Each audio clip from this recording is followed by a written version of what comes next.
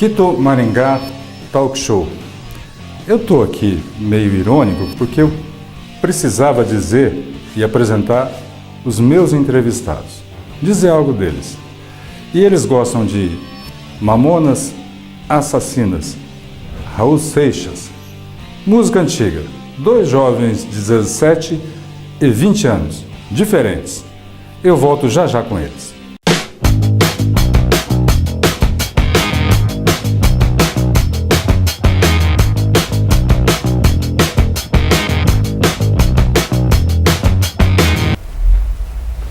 Voltamos com Akito Maringá Talk Show, sempre agradecendo, né, as pessoas que acompanham, as pessoas que participam, interagem nas redes sociais.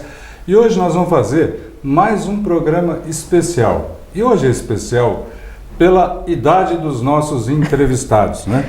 Eles não têm idade nem para ser meu filho, né, o Eduardo? Pois é, muito assim, estou muito agradecido de estar aqui na CSTV junto Eduardo com você. Lanza tem 20 anos, faz direito, é isso?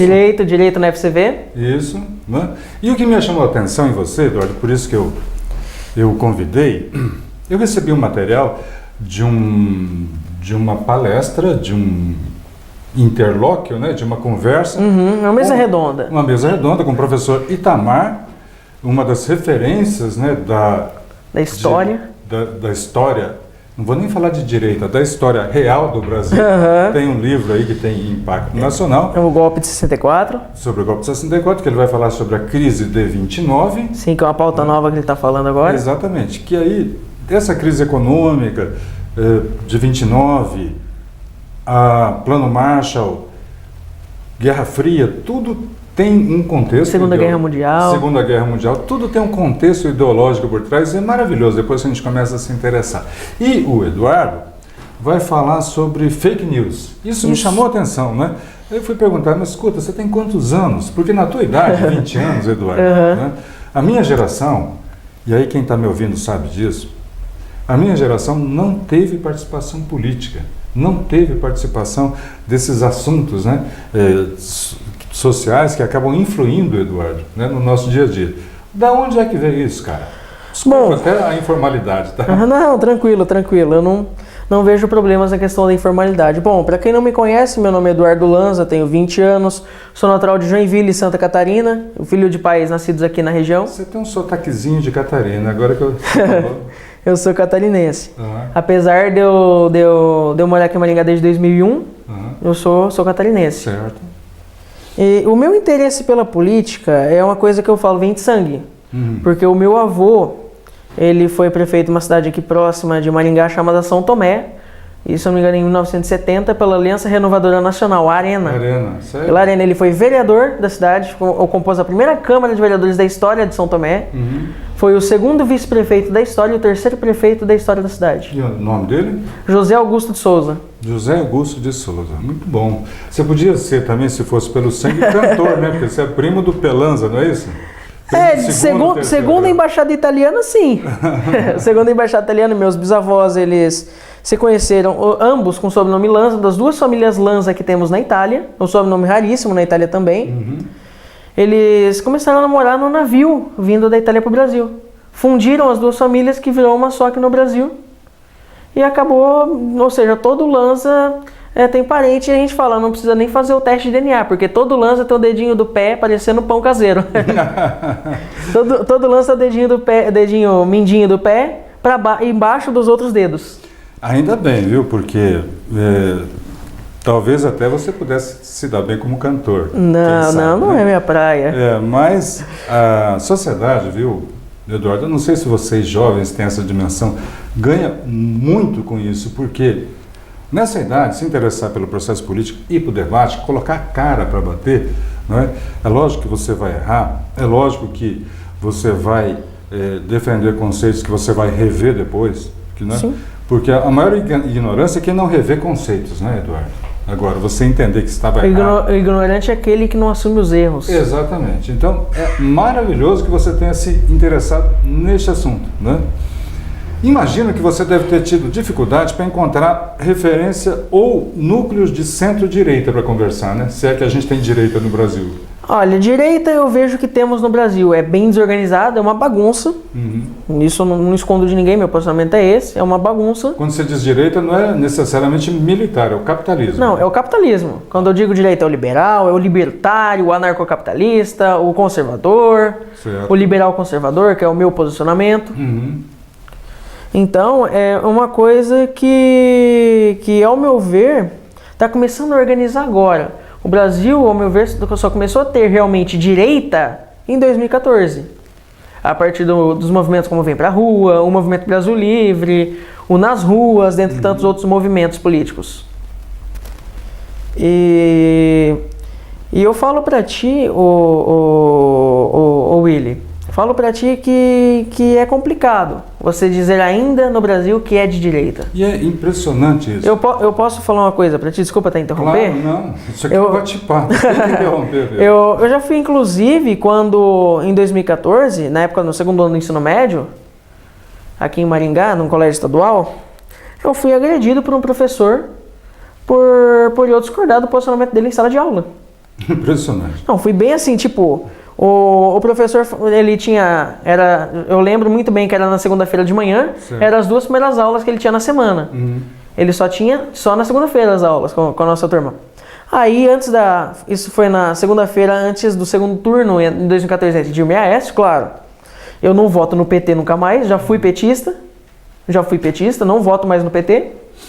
Se arrependimento matasse, eu não teria feito campanha pro Lula quando criança. Certo. E esse professor, ele pegou e falou assim, que todo membro do PSDB utilizava cocaína, era usuário de cocaína. Aí eu perguntei assim pro professor, foi bem tranquilo, professor, como é que você sabe que nós, filiados ao PSDB, na época eu era filiado ao PSDB, depois eu descobri que o PSDB também não era direita, era uma falsa oposição ao PT. Isso é igual dizer que todo petista é corrupto, e necessariamente não, né? Sim, claro. Aí eu perguntei pro professor como é que ele sabia que eu havia cheirado cocaína. E, claro, nunca utilizei entorpecente algum. Se ele tinha comprado pra nós, se ele tinha visto nós usando ou se ele usou junto. Aí ele pegou e me chamou de fascista, jogou minhas coisas no chão, no colégio, e começou a chutar minhas costas. É um absurdo. E fui expulso das aulas dele. 6 meses depois, esse professor teve um problema em Curitiba, naquele 29 de abril. Eles criam situação, vamos falar a verdade aqui, né? O pessoal que comanda ou está mais inserido no núcleo da esquerda, eles criam situações para serem agredidos. É autoflagelação, né? Lá no, Sim, é o automasoquismo, no caso. No Extremo Oriente tem um pessoal lá, cristãos inclusive, que fazem autoflagelo. Eles pegam uma chibata e ficam batendo nas costas até sangrar. É mais ou menos isso. Sim. Você está falando isso e eu estou tentando me colocar dentro do contexto das coisas que eu vivi aos 20 anos de idade. Eu não sei se você tem essa informação, mas houve uma narrativa criada lá atrás, nos meus 20 anos, que verde e amarelo, cara, música brasileira era cafona. Cafona quer dizer mau gosto, né? Verde e amarelo, não é, diretor, nós que somos mais ou menos da mesma geração. Né? O verde e amarelo era de mau gosto. Isso foi criado, essa narrativa. Verde e amarelo era coisa só de Copa. E coisa assim de mau gosto, né? De Copa do Mundo e tal. Como se agora na democracia, se o Brasil ganhasse a eleição como ganhou, o presidente democrático não recebe lá, né?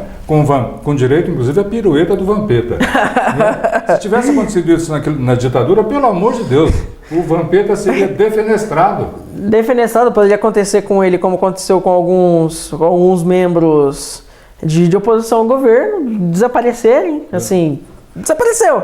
O Brasil gosta de futebol, ponto. Sim. Né? O governo que está lá vai se usar disso? Claro que vai. Sim, de direita ou de esquerda. Ele vai utilizar o esporte que estiver em alta como uma propaganda. Nem, por exemplo, nos anos 90 o governo utilizava do Ayrton Senna, que era um piloto exemplar que estava no auge. A União Soviética, né, se utilizava disso. Né, Ele era fortíssimo no esporte. Antes de esfarelar.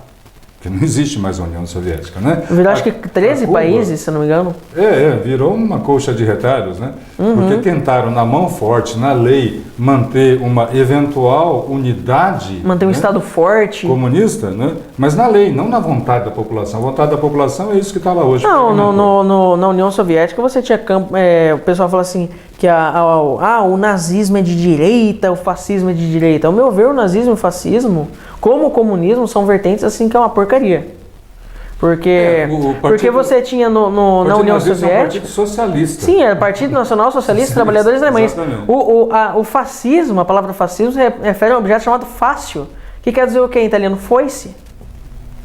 Inclusive, ele é muito semelhante a foice. Então, e na União Soviética, você tinha campos de concentração. Na Alemanha era no gás, na Itália era no trabalho forçado, na União Soviética era de fome. Então, são criadas narrativas que são assim, se a gente olhar hoje longe, né, com o olhar da historicidade, né, são coisas absurdas que a gente viveu e falou, mas peraí, e na verdade não acabou não, hoje ainda continua. São criadas narrativas, né, por exemplo, de um país que se quer democrático, que se quer respeito, ter um candidato a presidente preso, presidiário. Foi o Sérgio Moro. Não foi. Foi o próprio Lula que se enterrou. Foi um colegiado de juízes. Em 3 vezes, decisão do Moro, decisão lá do TRF4, do STJ e depois do STF. De 4 foros. Não foi só o Moro, gente, por favor. Então, já entrando no assunto aí que você vai tocar nessa mesa redonda, né? Hoje eu vejo na cena um fato recente, novo, que são os tais fake news, né? E aí, dentro do que a gente está conversando, e quando as news eram fakes, certo? Pois é. Você tem mídia comercial sensível a patrocinadores, óbvio que é. Até políticos. Não é? Até políticos, né? Sim, há indícios. Pelo menos aqueles que têm dinheiro. Né? Então... E quando a fake... Não foi a rede digital que inventou notícia falsa. Não, isso vem desde da crise de 29. Você tinha nos Estados Unidos, lá você tem o Partido Democrata e Republicano, lá você tinha partidos que financiavam jornais como o The New York Times a soltar notícias falsas sobre a crise para deixar a população alarmada e a população sair gastando dinheiro. Perfeitamente. Então veja bem, cara, quando interessava ao mecanismo, ao sistema, seja ele, né, de direita ou de esquerda, né, a imprensa comercial, a oficial, aí não tinha problema nenhum. Né? Agora que as fake news, né, estão numa rede digital cujo controle é do povo, é da população, nós estamos gravando esse vídeo aqui, quem não gostar vai detonar a gente ali. Sem problema, sem problema. É o direito da pessoa de não gostar. Desde que não me ofenda, né, pessoal? Desde também que não me ofenda. Não, se quiser me ofender também, não tô ligando. Então, é engraçado, porque quando você vira o jogo pro lado de cá e começa a usar as mesmas armas, aí não pode. Como assim não pode? Pois é. Eduardo. Pois é. Que nem, por exemplo, hoje você tem grandes mídias que elas espalham fake news, notícias falsas a rodo. Notícias falsas a torta e direito. Parece brincadeira de criança. Você lembra, diretor, que o negócio... agora eu não quero mais brincar. Que nem quando você está jogando futebol com os amigos, o dono da bola se sente ofendidinho por levar um drible no meio das pernas, ele pega a bola e vai embora. Vai embora. Né? É isso. O que eu acho, viu, já dentro desse contexto que você colocou, não existe mais dono da bola. Né? Hoje nós temos um candidato, isso é inegável, né? Por mais que a imprensa tente esconder, por mais que a imprensa não divulgue mais pesquisas eleitorais, porque nas eleições passadas, quando faltava 40, 50 dias para a eleição, era pesquisa todo dia. 70 dias para a eleição, era pesquisa todo dia. Hoje falta 49 dias e a gente tem... Será que... São muito poucas as pesquisas que são divulgadas, né? Não, a Rede Globo mesmo não soltou pesquisa. Ah, não ainda? Não. Rede Globo. Vamos soltar as pesquisas, Rede Globo? Que mal tem? Que mal tem dizer que o Bolsonaro está na liderança? William Bonner. Vamos lá, né? Bonner, por favor. Nós temos um clone seu aqui. Daqui a pouco a gente grava aqui um jornal nacional fake e faz uma pesquisa, né? Divulga uma pesquisa, mas verdadeira, viu? Lá Boteco do Jacaré, a gente faz uma enquete lá e divulga aqui. Cuidado. Uma enquete no Facebook, aquela daquelas reações lá, e já tá ótimo. Já a gente registra no TSE e boa. Cara, é tão eloquente, né? O fato é, Eduardo, que o mecanismo, o establishment, não está sabendo lidar com isso. Quando eu falo isso de mecanismo de establishment, é o seguinte: o coxo na minha perspectiva, o coxo da corrupção é o mesmo. Não muda, não tem dois coxos, não tem duas Petrobras, tem uma só. Uma só. Né? Não tem dois Porto de Santos ou Paranaguá, tem um só. Não é? Você tem um monopólio, no não caso. Não tem dois pedágios no Paraná. Não tem dois correios. Tem um só. Um só. Né? Então, o coxo, E que não funciona. infelizmente, né? O coxo é um só, né, da corrupção. Quando eu digo isso é o seguinte: por exemplo, eu vou citar um caso que está aí presente na vida da maioria dos brasileiros. Os bancos têm um lucro trimestral de 40%. Ao longo do ano, 120%. Como é que um banco que vive da economia de um país pode ter um lucro de 120% quando este país cresce 2%? Alguém está levando um por fora aí. Tá. A conta não Evidente que fecha. esteja. A conta não fecha quando você tem, por exemplo, estatais de interesse como Petrobras e Correios, que você paga ela por imposto, você paga ela na compra dos produtos, como por exemplo na gasolina de qualquer rede de postos, até aquele de bandeira branca, toda a gasolina no Brasil é Petrobras. Toda, sem exceção, todo posto é obrigado a comprar gasolina da Petrobras. É Petrobras. Se você comprar de outra, você é preso. Que nem, por exemplo, como é que eu vou usar agora um exemplo que eu uso bastante, que é dos Correios. Você tem uma empresa que você paga por imposto, mantém ela por imposto, por ser uma estatal. Ela não tem concorrência, ou seja, é a única que manda e desmanda no envio de cartas, em postagem, em telegramas no Brasil. E consegue perder para ela mesmo. Não. E você ainda paga na hora da postagem, da encomenda da carta, e ela ainda está no vermelho com o governo federal e com a FMI. Como é que pode isso sendo que ela não tem concorrência? Isso mostra que as estatais não funcionam quando mal administradas. Um dos truques da narrativa é criar carimbos, né, de bandeiras aparentemente bonitinhas, como o petróleo é nosso, né, Petrobras é nossa. Bom, se é minha, eu quero a minha parte em dinheiro. Em gasolina também já serve. A minha não é. Dá pra gente vender, pelo menos. Dá pra gente fazer um negócio aí. Agora, eu vou falar de dois países, Eduardo, que não tem isso, gente. Tem outro cenário. No Japão não tem distribuidora estatal.